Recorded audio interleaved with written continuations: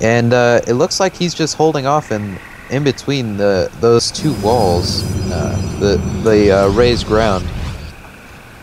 And he doesn't actually know that we have expanded yet, I believe. Let's check it out. No, he does not.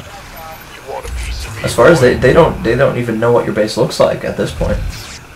They don't. And our unit composition is just far superior to his. He has, what, 3 types of units? And our units are Stalkers, Sentries, Zealots, Immortals. It looks like they don't stand much of a chance. After we decimated that Zerg base, they're not going to be able to do much at all. And he is going to be retreating back into his base because he does see that we do have the superior unit composition here, and we are going to be going to attack the Zerg player at this point to try and finish him off. Yep. At this time, we actually don't know if he built that Hydralisk den back or if he expanded.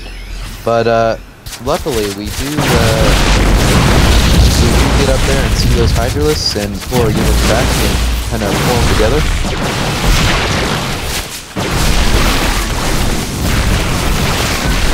And during this attack, we see that the Hydralisks are just being torn up by our units, and the medevacs kind of got a little bit ahead of themselves and got a little bit damaged. The force fields are down there, and the force fields just went away, so the Terran is now going to be coming in to try to counter, but we've done a very significant amount of damage once again.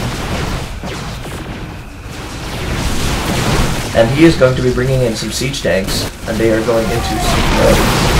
So that's going to definitely put a dent in our forces. But at the same time, we are amassing another army at this point to go fight.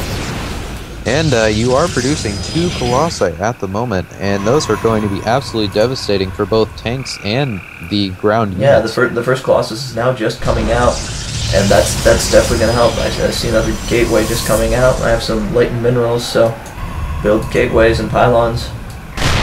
Zetherin actually, I don't think he realized, he has 4 Marines loaded into that medevac, and they're not doing any sort of attacking. Fortunately, I did research charge, so that's going to be helpful against those tanks, but yeah, it looks like all of our units. Looks like I just finished researching charge as well. So charge is absolutely devastating against ranged units, because these melee the ranged units really depend on their ability to micro and shoot and run away. And it looks like he actually did not move those siege tanks up with his main army while kind of moving out. He still has 2 siege tanks. Oh, he just now unsieged them. And I do tell DarthCaesar that we need to move now, because we have the superior unit composition and a Colossus which absolutely devastate those ground forces. Charge coming into play here, attacking that siege. You see those siege tanks, and those elves are going to be just charging and killing those siege tanks really easily. Definitely. And we see some stem pack coming out, but that's actually just it's almost, there's nothing you can do with just Marines and Marauders versus a Colossus and with some stable ground units. And I say that's game. And immediately afterward, nosepicker, the Zerg player, leaves, and then Zetherin leaves. Yeah, they both that's leave. Game. Yeah, and they did not say good game. What poor sports, if you ask me. I totally agree. I think it's very good sportsmanship to get a good game.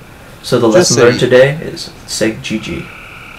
Definitely. And just so you know, we are in 8th place, I believe, now for the Silver League. We used to be in Gold League, but we're moved down. So, I mean, it's not like we're facing Copper players or something.